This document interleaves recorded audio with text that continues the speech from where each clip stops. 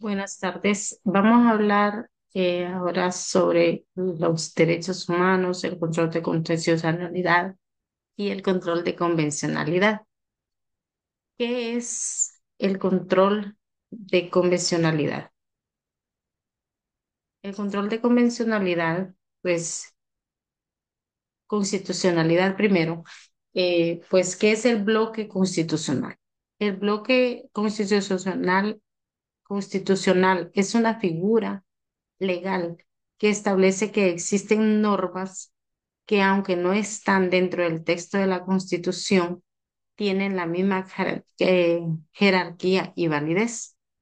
Este es bueno, en el caso de Ruano Torres y otros versus El Salvador, la Corte Interamericana de Derechos Humanos ha establecido que la capacitación de funcionarios públicos es una medida importante para garantizar la no repetición de los hechos que generaron las violaciones y ha ordenado la capacitación de policías, fiscales, jueces en materia de prevención, investigación y sanción de la tortura en varios casos. Podemos decir que entonces todos los entes, los órganos, los funcionarios que de alguna manera ejercen justicia en un país deben de conocer el bloque constitucional. El bloque constitucional lo constituyen todas las normativas o los convenios internacionales en materia de derechos humanos, como son la Convención Interamericana de Derechos Humanos, Convención Americana de Derechos Humanos y la Carta de la ONU. Los tratados también de derecho comunitario como Mercosur, el SICA y todos los tratados de comercio entre los países y la misma Constitución. Entonces, debe de ser una labor o a ex oficio de los funcionarios de vigilar que todo tenga apego a esas normas eh, y que ese es el control de constitucionalidad. ¿Qué es el control de convencionalidad? Pues en la masacre de Santo Domingo versus Colombia, la Corte ha establecido que el Estado principal es el garante de los derechos humanos de las personas, de manera que si se produce un acto violatorio de dichos derechos, es el propio Estado quien tiene el deber de resolver el asunto a nivel interno. En su caso, reparar antes de que tenga que responder a instancias internacionales como el sistema interamericano, lo cual deriva del carácter subsidiario que reviste el proceso internacional frente al sistema nacional de la garantía de los derechos humanos.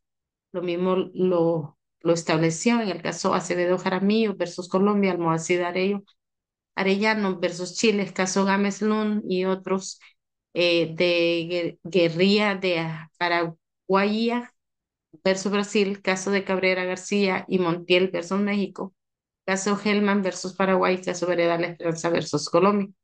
Esto es porque cuando hay una violación de los derechos humanos, deben de ser los países que internamente resuelvan. Un ejemplo es, por ejemplo, si una persona es capturada y es retenida o apresada por más de 24 horas, pues existe el recurso de presentar un habeas corpus. Debe de ser resuelto internamente antes o hacer el agotamiento de los recursos internos antes de que éste pueda pasar la Corte Interamericana de Derechos Humanos como parte de las excepciones preliminares.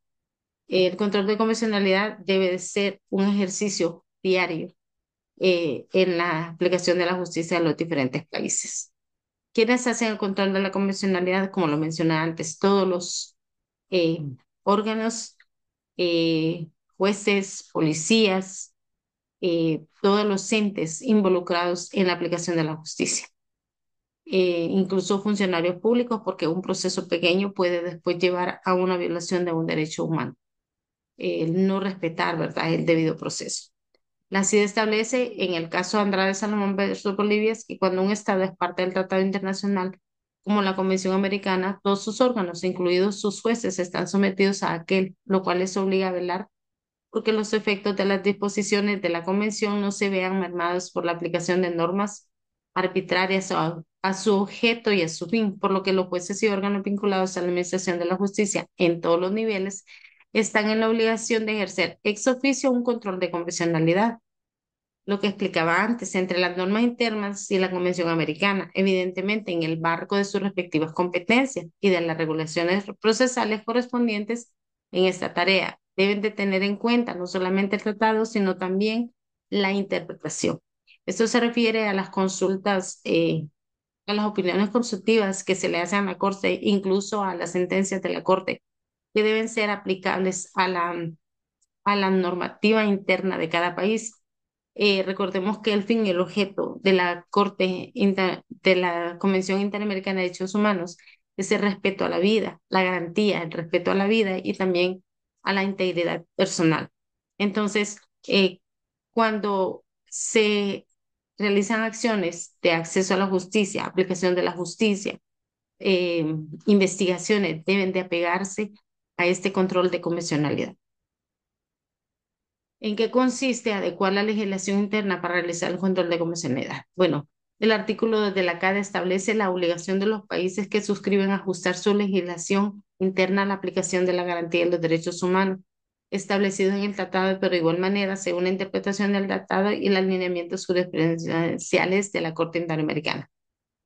¿Qué quiere decir esto? Que debe de ejercerse eh, el trabajo jurídico desde el Poder Judicial, pero también el acompañamiento del Poder Ejecutivo y el Poder Legislativo, sobre todo, para que exista la normativa ajustada a los estándares establecidos por la Corte Interamericana de Derechos Humanos.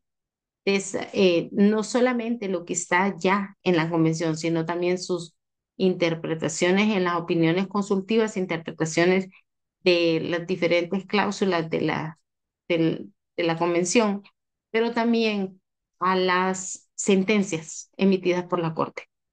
Todos los órganos deben de estar vigilantes para que esa aplicación de la normativa no nos vaya a tomar por sorpresa y que después tengamos que responder a instancias internacionales. ¿En qué consiste la obligación de adecuar la legislación interna? Pues esta era la pregunta que tenía. Dice, está aquí el caso Vereda La Esperanza versus Colombia, establece que el referido carácter complementario, ¿verdad?, de la legislación significa que el sistema de protección instaurado por la Convención Interamericana no sustituye las jurisdicciones nacionales, sino que complementa, de tal manera que el Estado es el principal garante. Mencionaba que para que un caso llegue a la Corte Interamericana de Derechos Humanos se debe, pues, desvirtuar las secciones preliminares, que es que se hayan agotado los recursos internos en el país para que el caso pueda pasar a la segunda instancia o a la instancia de la Corte Interamericana. Entonces, de allí que es el Estado el que es llamado a reparar en su caso o a garantizar el derecho violentado, ¿verdad? Y subsanar. ¿Qué vinculación tiene la jurisprudencia de la Corte de Derecho con el control de la convencionalidad? Bueno, ya lo había mencionado antes. El principio de suplementariedad, también llamado complementariedad de la Corte Interamericana de los Derechos Humanos, establece en su preámbulo, es subyacente, o sea, es vinculante. Cuando un país se da una violación de los derechos humanos, estos son los primeros a resolver conforme y a reparar conforme a la Convención. Sus interpretaciones y sentencias de la Corte para así no ser sometidos a un juzgamiento en la Corte Interamericana de Derechos Humanos y lo establece el artículo 48 y 50 de la CIL. Los casos, el análisis de los casos de los buzos de Misquitos de Honduras y Gudinesenco nos han ayudado.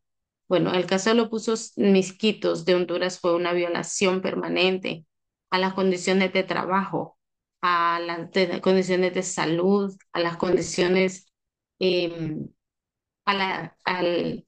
la ausencia del equipo adecuado para que estos buzos misquitos pudieran sumergirse bajo aguas profundas para poder pescar langosta para embarcaciones, el maltrato que sufrieron esas embarcaciones. Entonces, en esta sentencia, pues, se estableció la reparación material, la reparación de costos, el aseguramiento de becas para sus hijos, de la atención médica, también la vigilancia permanente de las condiciones de trabajo por parte de las autoridades estatales y también establece, pues, regula de alguna manera el abuso, la arbitrariedad y el no respeto de los derechos humanos que se han dado en alta mar. También tenemos el caso de Gudines Cruz versus Honduras. En el caso Gudines, pues este es un docente que fue capturado y desaparecido y hasta la fecha no se sabe de él, pero que en la década de los 80 eso fue muy común en nuestro país. Entonces, esto ha establecido un alto, un poco ha mermado, ¿verdad? El poder arbitrario de las fuerzas de control, como es el ejército, ¿verdad? Sobre la vida de las personas, de que deben de respetar la vida de las personas, deben de respetar el debido proceso, en la captura, en la investigación, en la acusación, en los procesos judiciales de las personas y no debe de hacerse el uso de la fuerza, el maltrato, la tortura, como pasó en estos años en Honduras. Entonces, sí establecen nuevas normativas para nuestro país, el costo que ha tenido que responder Honduras ante la Corte Interamericana, ¿verdad? La reparación de los daños ha sido alto y yo creo que en alguna manera esto ha establecido nuevas normativas para el país. Estaba revisando aquí mi presentación. Hay una pregunta sobre el ajuste que está establecido en el código, en el artículo 2 de la Convención Interamericana de Derechos Humanos, el ajuste que deben de tener las, mm, la normativa interna de los países a la Convención, a los estándares establecidos por la Convención Interamericana de los Derechos Humanos, pues es un proceso que debe hacerse poco a poco. Tal vez no se logre en un año, 2 años, pero poco a poco los países se van estandarizando en cuanto al respeto y la garantía de los derechos humanos.